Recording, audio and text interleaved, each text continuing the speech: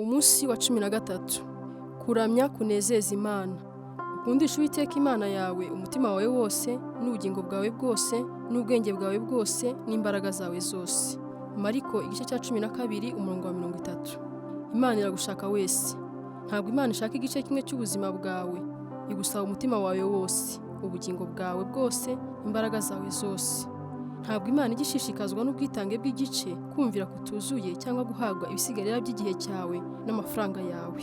Imana ishaka ko uyiha urukundo rwawe rwose, atari uduce duto duto tw'ubuzima bwawe. Umusamariyakazi yigeze kugerageza kujya impaka na Yesu kubw'iby'igihe, ahantu n'uburyo bwiza bwo kuramya Imana. Yesu amusubiza ko ibyo bigaragara inyuma ari iby'agaciro gake cyane. Aho usengera ntihafite agaciro kangana n'igituma usenga, cyangwa urugero wiha Imana iyo uyiramya. Hari uburyo buri bwo n'uburyo butari bwo bwo kuramya Imana. Bibiliya iravuga ngo dukwiriye gukomeza ubuntu bw'Imana kugira ngo tubone uko dukorera Imana nk'uko ishaka. Hari ibintu bine biranga uko kuramya Imana ishima. Icya mbere, Imana irishima iyo tuyiramya mu buryo buhuye n'uko iteye. Abantu benshi uzumva bavuga ngo jyewe nibwira ko Imana iteye itya, bagatangira kukubwira Imana bakwifuza gusenga uko yaba iteye.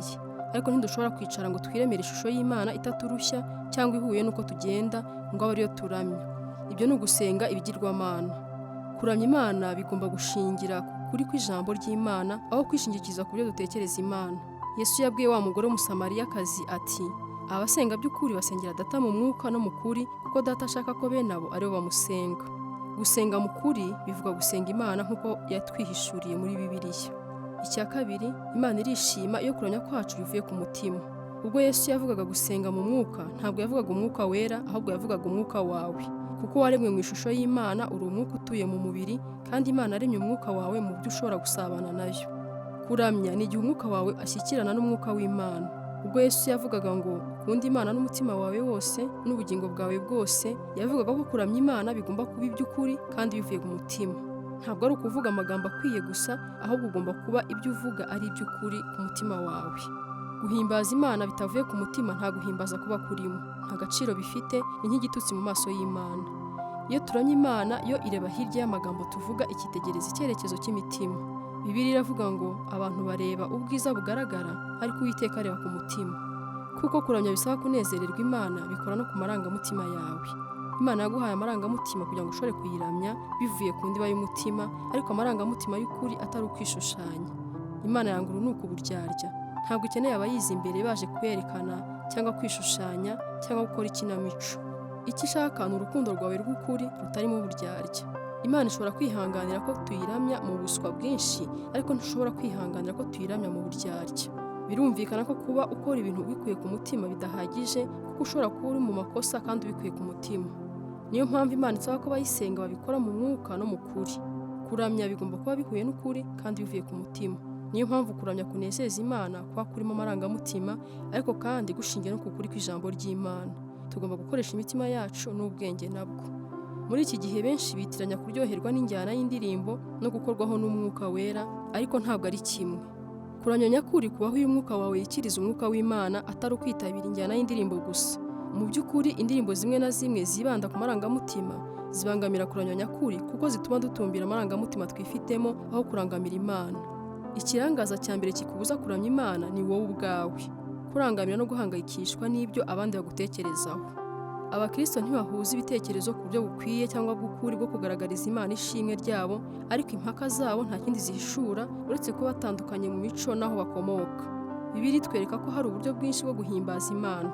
Muri ubwo harimo kwatura ibyaha, kuririmba, kuvuga ijwi rirenga, guhagarara hamwe, gupfukama, kubyina, kuvuza impundu, gutanga ubuhamya, kuvuza inanga no kuzamura amaboko. Uburyo bwiza bwo kuramya ni ubukunogera mu kugaragaza by'ukuri urukundo ukunda Imana bitewe n'aho uturuka ndetse n'imiterere Imana yaguhaye. Inshuti yanjye yitwa Gary Thomas avuga ko yasanze abakristo benshi baraheze mu mfunganwa iyo bageze mu byo guhimbaza Imana, bigahinduka akamenyero katabanyura aho kugirana ubucuti bususurutse n'Imana, kandi byose bigaterwa n'uko bagerageza gukoresha uburyo bwo gusenga cyangwa bwo kuramya butajyanye n'uburyo bwihariye Imana yabaremye. Nibwo Gary yatangiye kwibaza ngo niba Imana yaraturemye dutandukanye kandi ikabikora ibigendereye, kuki twibwira ko abantu bose bazakunda Imana mu buryo bumwe? Uko yagendaga asoma ibitabo by'abanditsi bazwi b'Abakristo kandi akaganira n'Abakristo bakuze mu kwizera, Rugari yaje gusanga abakristo baragiye bakoresha uburyo butandukanye bwo kwegera Imana kuva imyaka 2000 ubukristo bumaze ku isi. Bamwe bashimira Imana batembera, abandi biga, baririmba, basoma, babyina, bahanga, bakorera abandi, biherereye mu mutuzo, basabana n'abandi, cyangwa se bari mu bundi bwoko burenze 12 bw'imirimo. Mu gitabo cyitwa Sacred Pathways, Rugari avuga uburyo 9 abantu begera Imana. Abakunda ibidukikije bunguka gukunda Imana iyo bari hanze, aho babona ubwiza bw'ibyo Imana yaremye. Abakunda gukoresha umubiri wabo bakunda Imana bakoresheje uburyo bukora ku mibiri yabo, bityo bakishimira amateraniro yo kuramya asaba kureba, kuryoherwa mu kanwa, guhumurirwa, gukabakaba n'intoki atari ibisaba kumva n'amatwi gusa. Abakunda ibya gakondo begera Imana bakoresheje imihango, amasengesho yanditse, ibishushanyo na gahunda zidahinduka. Abakunda kwifata bahitamo kwegera bigira hiherereye kandi mu buzima buciye bugufi. Abanyamirimo bakunda Imana bahangana n'ibibi, barwanya akarengane, bakora ngo isi hinduke nziza. Abanyampuhwe bakunda Imana bakunda abandi, bakita ku bukene bwabo. Abizihizi bakunda Imana bakora imyidagaduro. Abashengerera bakunda Imana bayishengerera. Abanyabwonko bakunda Imana biciye mu kwiga n'ubwenge bwabo. Nta buryo na bumwe bwo kuramya no gukunda Imana uzasanga bunogeye abantu bose. Hari ikintu kimwe gusa kidashidikanywa: ntabwo ushobora guhesha Imana icyubahiro ugerageza kuba uwo itakugizewe. Imana ishaka kuba wowe. Dore abo Imana Data irimo gushakisha ni abazi imbere yayo kuyiramya uko bari, nta gukabya kandi nta kwifata uko batari. Icya gatatu, Imana iranezerwa iyo tuyiramya tubitekereje. Itegeko Yesu yatanze ryo gukunda Imana n'ubwenge bwose rigaruka inshuro 4 zose mu Isezerano Rishya. Ntabwo Imana ijya yishimira indirimbo abantu baririmba badatekereza ibyo bavuga, amasengesho basubiramo baranga iby'akamenyero, cyangwa se za haleluya, Imana ishimwe, abantu bavuga kuko babuze ikindi bavuga. Iyo uramya Imana udatekereje ntacyo uba urimo kuyibwira. Ugomba gukoresha ubwenge bwawe. Bene uko gusenga kudatekereza, Yesu yakwise gusubira mu magambo y'ubusa. N'amagambo yo mu Bibiliya ashobora guhinduka akamenyero iyo akoreshejwe kenshi, akamenyerwa abantu ntibabe bagitekereza ku byo bavuga. Biroroha cyane gusenga Imana ukoresheje bene ayo magambo amenyereweho kwivuna ushaka uburyo bushya n'amagambo mashya byo kubahisha Imana.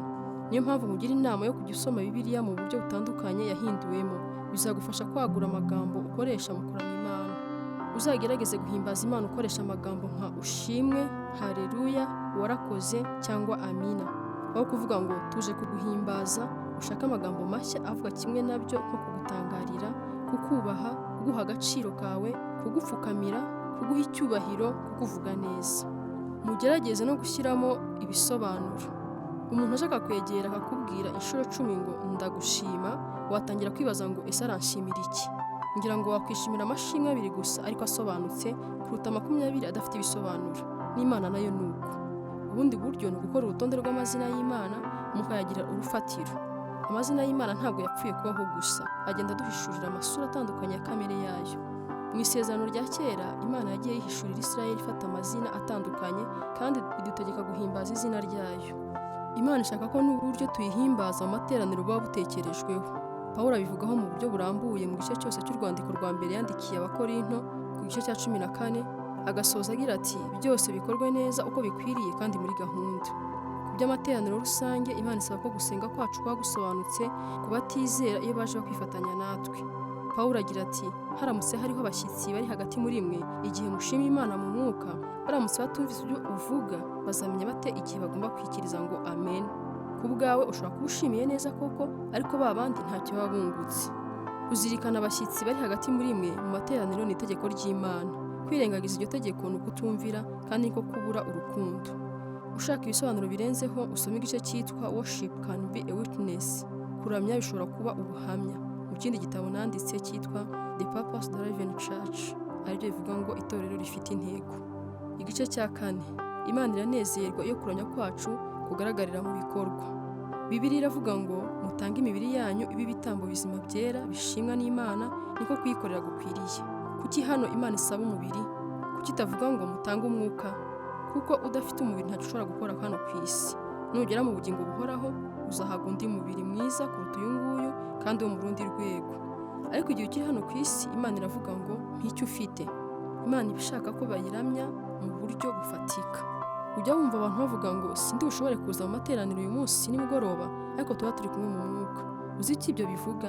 ntacyo bivuze na gito, nta gaciro bifite. Igihe cyose uri hano ku isi, umwuka wawe nta handi ushobora kuba uretse aho umubiri wawe uri. Niba umubiri wawe uri wowe udahari, ubwo nawe wese ntuhari. Mu kuramya Imana dusabwa gutanga imibiri yacu nk'ibitambo. Ubundi twumva igitambo nk'ikintu cyapfuye, ariko Imana ishaka kuba igitambo kizima. Imana ishaka kubaho ku bwayo. Ikibazo cy'igitambo kizima ni uko kenshi gikururuka kikava ku gicaniro, kandi natwe kenshi ibyo turabikora. Ku cyumweru tukaririmba ngo nimuze ingabo za Yesu tujye mu ntambara, hanyuma kuva ku wa mbere tukigendera uko isi igenda. Mu isezerano rya kera Imana yishimiraga ibitambo by'uburyo bwinshi baturaga, kuko byashushanyaga igitambo Yesu yadutangiye ku musaraba. Uno munsi Imana inezezwa n'ibitambo byo kuyiramya by'ubundi buryo: amashimwe, guhimbaza, guca bugufi, kwihana, amaturo y'amafaranga, gusenga, gufasha abandi no gufasha abari mu bibazo. Kuramya nyakuri bisaba ikiguzi.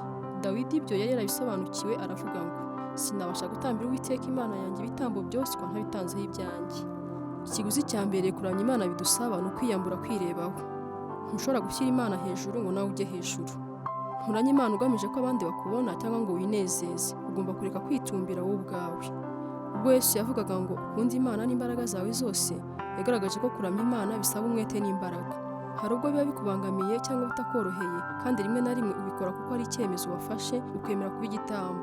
Kuramya kutarimo umurego ni ibintu bitajyanye. Iyo uhimbaje Imana niyo wumvaga bitakurimo, iyo uvuye mu gitanda ukaramya Imana nubwo wari unaniwe, cyangwa iyo utangiye gufasha abandi nubwo wumvaga urushye, uba urimo guha Imana igitambo cyo kuyiramya. Ibyo binezeza Imana. Matt Redman, umuririmbyi uyobora abaramya mu rusengero rumwe rwo mu Bwongereza, avuga ukuntu pasitori wabo yabigishije kuramya nyakuri icyo ari cyo. Kugira ngo abereke ko kuramya birenze kuririmba, yakuyeho kuririmba mu materaniro yabo, bimara igihe yari yaragennye abategeka kwiga ubundi buryo bwo kuramya Imana. Icyo gihe kirangiye nibwo Matt yanditse indirimbo ubuzwi cyane mu bihugu biririmba mu Cyongereza yitwa Heart of Worship, bivuga umutima wo kuramya. Nzakuzanira icyo urita indirimbo, kuko indirimbo ubwayo atari wadusabye. Ureba hiherereye mu ndiba y'umutima, ukabona hirya y'ibigaragarira amaso. Usoma ibiri mu mutima wanjye, umutima wo kuramya n'ikiri ku mutima wawe. Gutekereza ku ntego y'ubuzima bwanjye. Ingingo yo kuzirikana: Imana inshakana n'ibyanjye byose. Umurongo wo gufata mu mutwe: ukundisha Imana umutima wawe wose, n'ubugingo bwawe bwose, n'ubwenge bwawe bwose, n'imbaraga zawe zose. Mariko igice cya 12 umurongo wa 30. Ikibazo cyo gutekerezaho: ni iki cyanezeza Imana uyu mwanya, uburyo nyiramya mu bandi cyangwa uburyo nyiramya ndi njyenyine? Ese ibyo nzabikoraho iki?